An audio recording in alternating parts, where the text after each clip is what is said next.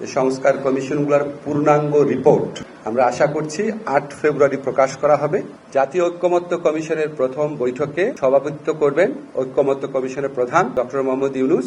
আমরা আশা করছি এই আলোচনা ফেব্রুয়ারির মধ্য থেকে যে শুরু হবে সেটা সম্ভব হলে রোজার মধ্যেও চালিয়ে নেওয়া হবে, রাজনৈতিক দলগুলো যদি রাজি থাকেন। ধন্যবাদ।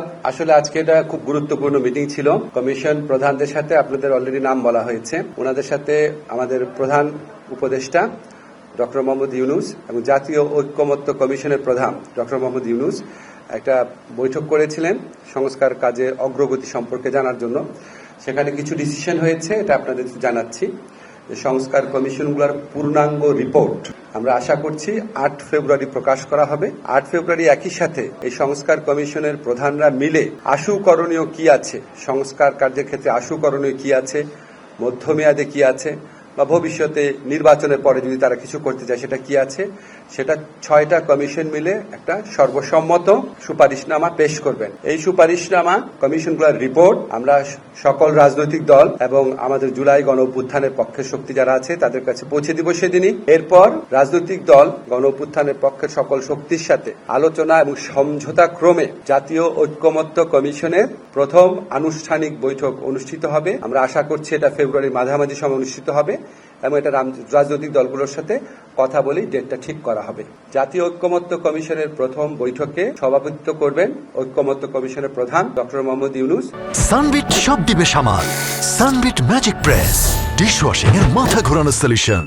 এবং এখানে সকল রাজনৈতিক দল এবং আন্দোলনের যারা পক্ষ শক্তি ছিল তাদের প্রতিনিধিরা থাকবেন এবং আমাদের যারা কমিশন চিফ আছেন ওনারা সবাই উপস্থিত থাকবেন। আমরা আশা করছি এই আলোচনা ফেব্রুয়ারির মধ্য থেকে যে শুরু হবে সেটা সম্ভব হলে রোজার মধ্যেও চালিয়ে নেওয়া হবে, রাজনৈতিক দলগুলো যদি রাজি থাকেন, এবং যত দ্রুত সম্ভব আমাদের সংস্কারের ক্ষেত্রে করণীয় কি সেটা ঠিক করা হবে। এবং আপনাদেরকে আগেই বলা হয়েছে আমাদের 6টা কমিশন গঠন করাই হয়েছিল সুষ্ঠু নির্বাচনী পথে আমাদের উত্তরণকে সামনে রেখে অবাধ নির্বাচন এবং সাথে সাথে এসেনশিয়াল কিছু রাষ্ট্র সংস্কারের প্রশ্নের মীমাংসা করার জন্য। বাকি কমিশনগুলোও কাজ করছেন, কিন্তু এটার সাথে এই কমিশনগুলো প্রথমে গঠিত হয়েছিল। এই কমিশনগুলো সম্পর্কে এই কমিশনগুলোর প্রধানদের নিয়ে আজকে বৈঠকটা হয়েছে। মোটামুটি এটাই আজকে বলার বিষয় ছিল। আপনাদের যদি এই সংক্রান্ত কোনো প্রশ্ন থাকে করতে পারেন। আমি একটা জিনিস আপনাদের বলি, আমাদের যে 6টা কমিশন আছে এই 6টা কমিশনের কার্যক্রম তো 8 তারিখে শেষ হয়ে যাচ্ছে।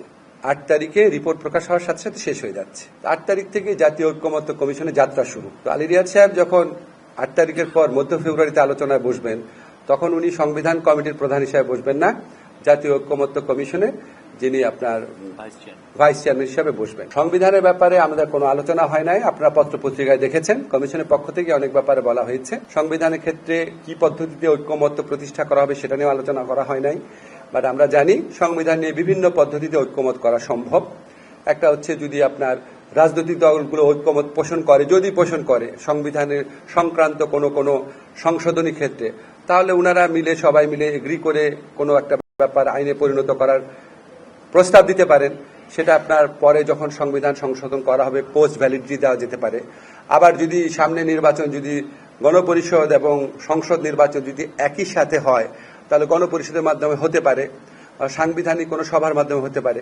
এইগুলি হচ্ছে আমার কথা বললাম যে বিভিন্ন পদ্ধতিতে করা যেতে পারে, কিন্তু কি পদ্ধতিতে করা হবে সেটা রাজনৈতিক দলের সাথে আলোচনার ভিত্তিতে ঠিক করা হবে।